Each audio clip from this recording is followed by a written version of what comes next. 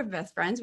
Of course, we're a married couple, and we have the same why. I mean, we're doing this for the kids and all of that. So it just makes life so much easier.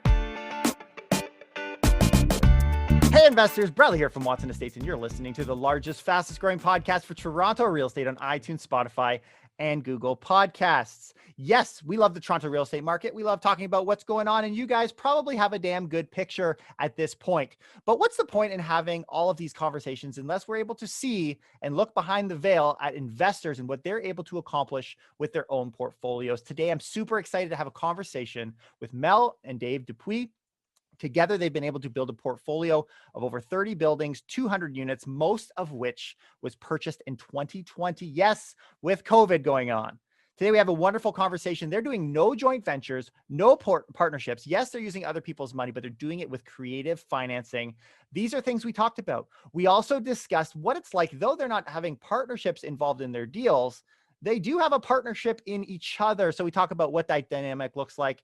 And then we get into COVID. What has COVID done to their portfolio? And as we look forward, I also wanted to ask them for some insights on their best-selling Amazon book and a secret to share with our audience here today on how to be successful and grow a successful real estate portfolio. I know you're going to love this episode. Enjoy the show. Mel, Dave, thank you for coming on the show. How are you doing today? Hey, we're fantastic. How are you, Bradley? Very good. I'm thrilled. And from what I hear, you guys are going live as well on your own social platforms. So I encourage everyone to check those out.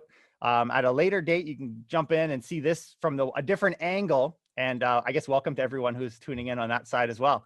So guys, if you could, I know you're big players in the real estate community, but I want to introduce you properly to our audience. Maybe tell us a little bit about your story.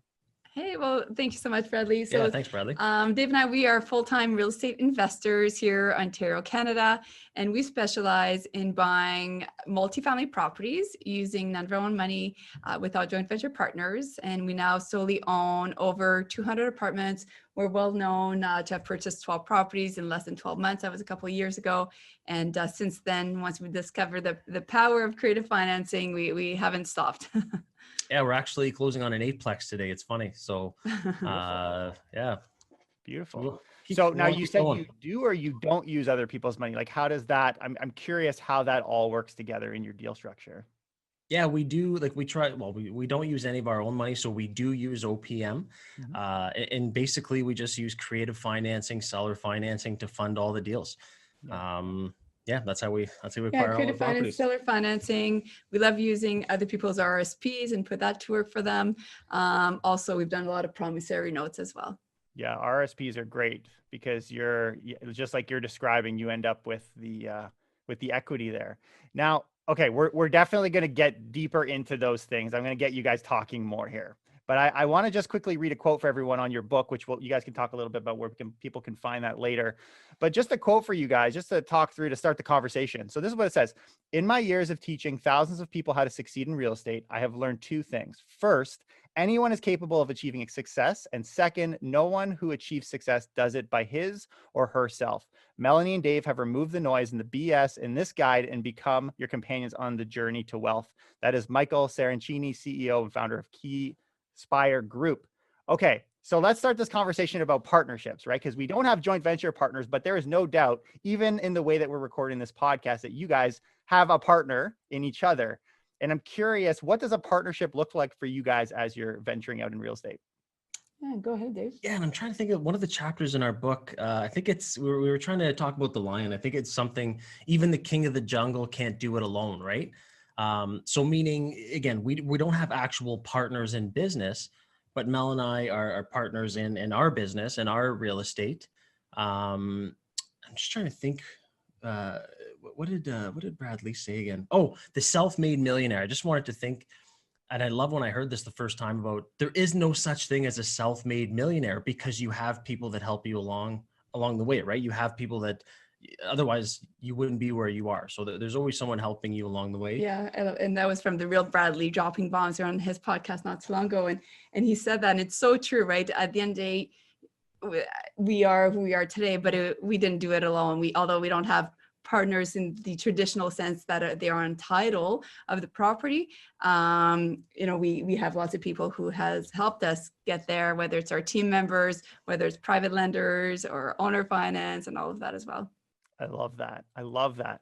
And so let's not get tripped up to everyone listening that a partnership just needs to be an equity partner. There's a ton of partners. And my understanding is you guys are mentoring many investors. Your name is quite wide and you're offering a ton of support. And I would assume you also have people that have supported you in your journey. Maybe highlight a little bit about how that's helped you guys when you were first starting out. Yeah. And to be honest, when I first started out, I was too stubborn to actually hire a mentor. And I was too cheap.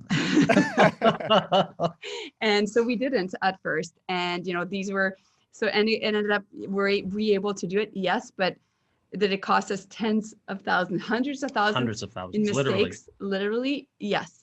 Wow. And now fast forward years, now we're always investing in ourselves, whether it's investing or whether it's in management or team management or whatever TikTok, YouTube, the different aspects of our business that we do, because there's just so much value in connecting with the right people and following their path instead of just trying to recreate it and just reduce the amount of mistakes. Yeah, I think we're up to over $150,000 now in our own growth and mentoring and things like that. And I wish Bradley, again, like I said, I was cheap and Mel was stubborn.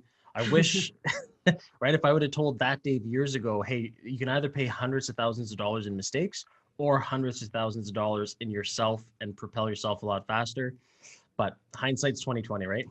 No, absolutely. And I recently hired a coach. I can't say I've crossed 100,000 in hiring coaches, but I totally see what you guys are saying. And I agree. And though I do some one-on-one coaching, but I'm not a coaching program. I stand behind everything you guys just said. I think that's fantastic.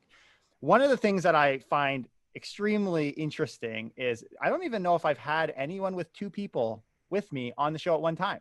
So clearly you guys are a power couple, right? So tell me, why do you and why do you not? Because I know that I don't want to go instantly to this is the greatest thing ever. What are some of the challenges maybe you face as working as a couple, and what do you enjoy about it? Yeah. And first off, thanks for having both of us. Sometimes people will have a podcast and they say, I'm sorry, there's only one person. And we're saying, well, it's Investor Mel and Dave, not Investor Mel, not Investor Dave. So anyway, thanks for having both of us on. Dave just says that because he gets jealous if I get asked and he doesn't. So But some people say my studio can only have one person. Yes. Well, anyway, so yeah, thank you for that. But what do you think about working as a couple? There's the nice thing about it. I think I was in an environment before where I didn't get to choose who I worked with. And I found that difficult because I didn't necessarily fit in. I wasn't the gossip kind. And, and I did feel left out. And compared to when you work with your spouse, Dave and I, we're best friends. Of course, we're a married couple, and we have the same why. We're doing this for the kids and all of that. So it just makes life so much easier. We even share an office, so we're really literally always together. Now that doesn't mean that, of course, do we bicker? Of course we do. We're a couple, and every couple does. So we're human as well. What we got very good at is getting over it quickly. So we'll kind of go back and forth, but we're not going to be mad at each other for hours because we just don't have time. When we're at home, it's family time. When we're at work, it's business time, and let's get over it and let's keep focusing on our why. Yeah. So would you recommend that for more than half of the people, or generally not, from all the people you've coached? You know what? Some of the people we've coached, we see it where they're kind of like us, and it's a perfect alignment where they should. And some people, it's just completely opposite. And even our team members here in our office, sometimes they'll bring in, if it's the weekend and they have to stop in, and they're like, oh, I showed my wife or I showed my husband your office, because there's a big window they can see in, a window wall. And they're like, I can't believe how close they sit to each other all day. We would kill each other. Yeah. So maybe it's not a good fit for everyone. At least you have different microphones. Yeah, there you go. Yeah, that would have been cheesy if we're sharing the one mic. Yeah, we do have some limits. Yeah. I would not be able to function if my wife and I were at the same table. In fact, the way we've invested is I often look at it as I'm the gas pedal and my wife is the brake pedal. And so we wouldn't be going very far if we were both grinding heads all the time. So kudos to you guys. I love the setup. So yeah, I want to start talking about the market, because you guys are clearly successful in the ventures that you've done. And I'd love to talk a little bit about what the market in your eyes looks like today, given COVID, which it seems like we're in this for still the long haul. What markets are you currently investing in, and what has that kind of created for you guys in your investments? Yeah, and we're located in North Bay, Ontario specifically, and I mean it's a great place to invest. The cap rates, the numbers, the ratios make sense. So we've established our entire property management team, so we can be hands off and focus on growth. So it makes sense for us. It makes it, of course, easier because we do have our entire team here. So we've been investing here, and COVID did not slow us down whatsoever in 2020. So last year we purchased 119 apartments during that time. So when a lot of people were holding off in fear, we decided to, hey, there's so much opportunity. We found a lot of opportunities, whether it was seller financing or people with RSPs or money that they wanted to invest in real estate, but not necessarily be doing what we're doing, right? Finding deals and doing all that piece of it, and make it a win-win. Yeah, no, I agree. COVID hasn't stopped us at all. And it's created a different, like Mel said, people that used to be stock market people or had their RSPs with a broker, with those big companies. Now they're coming to us and investing them. The building we're in was purchased with RSPs. So it's just, it's different, but it's still buying real estate. So yeah, it's exciting. And so anyone who's listening to, maybe you love the North Bay market. I know I love the North Bay market. I think there's a tremendous opportunity ahead for you guys. You guys are going to do really well in the next few years. That doesn't mean just because you're not on an equity position, you can't invest with these guys. So I would encourage anyone, if you're looking at the North Bay market, these are the guys you want to talk to. Okay. So, so yeah, and I couldn't agree more. Like, what better time than ever to get out of your RSPs in the stock market? You know, there's a lot of instability, a lot of question marks, especially in the last year we've come through. So no doubt they've outperformed in the North Bay market. So, and how has it changed maybe the way that you find, the way that you manage some of the properties that you currently have, or that as you've grown, you've clearly grown. I'm sure you've had a strategy for tackling that. Yeah, no, it's always, well, we just added 119 units, right, in a short period of time last year. So we doubled our portfolio. So obviously coming up with processes and with COVID even on top of it. So property management has taken a big chunk of our time, just trying to get our feet back on the ground type thing.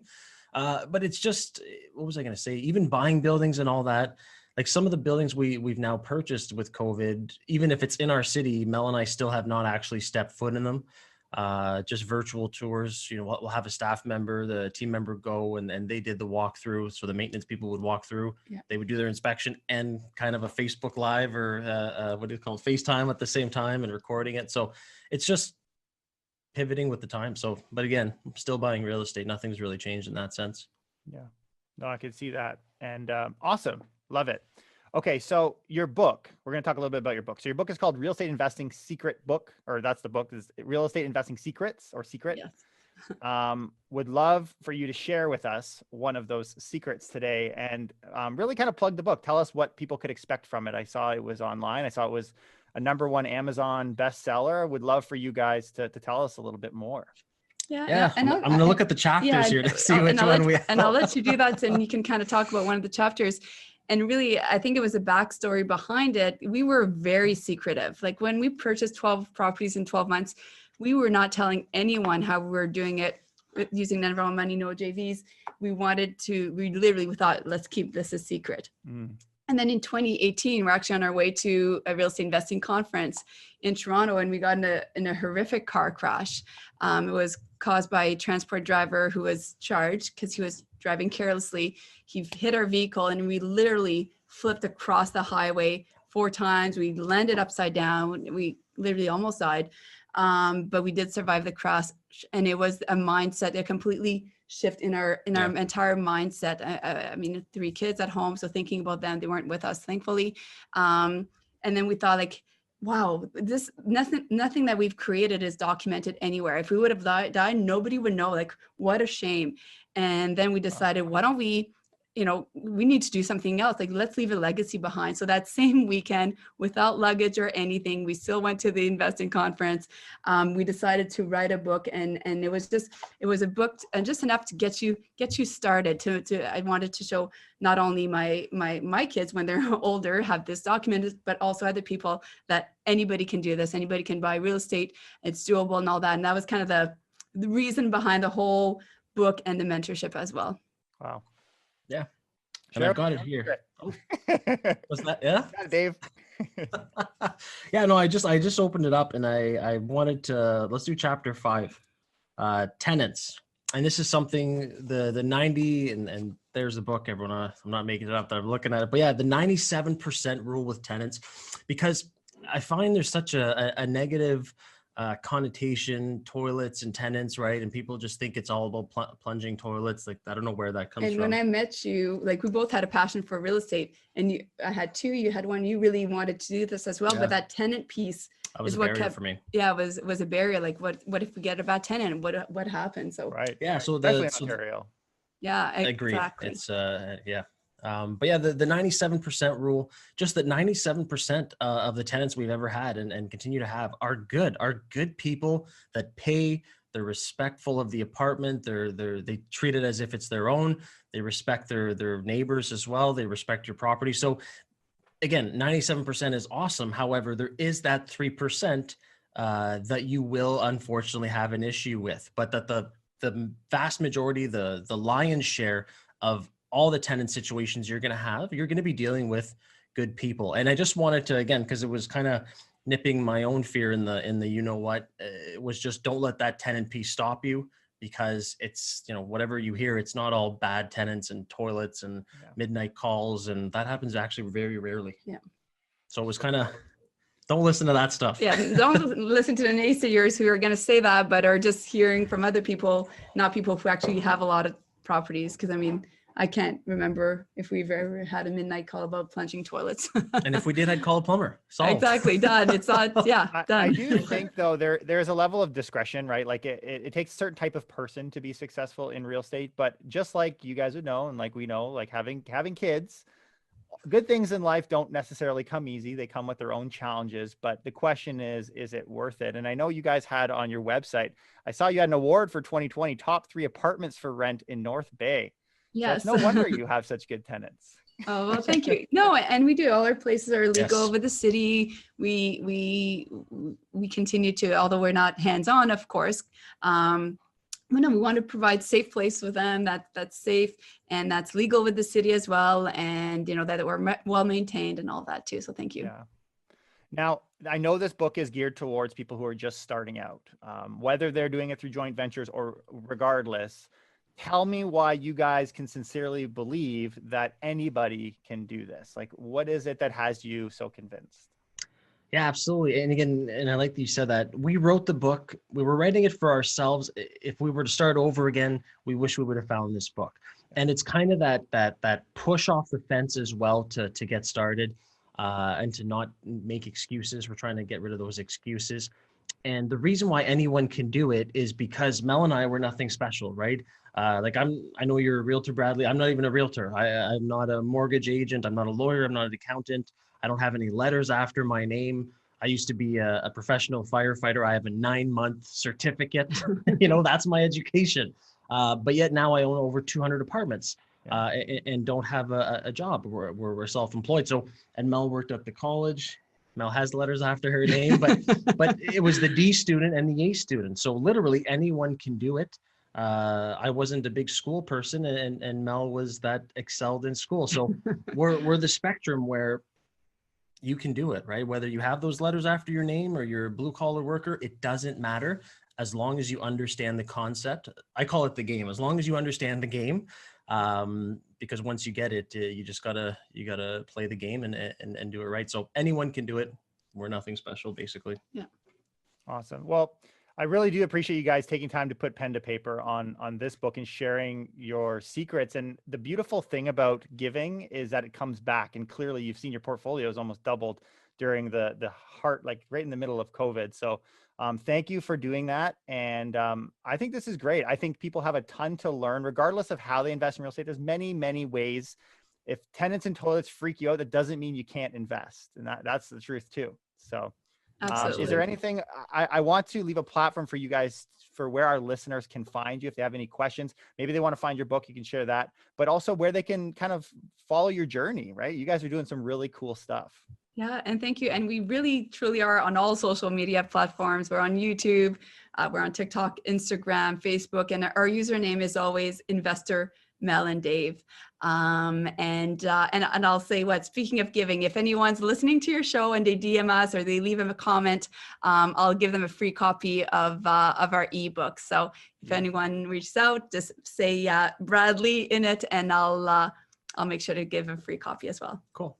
Awesome. Mel, Dave, thank you for taking the time to join us today. It's been my pleasure.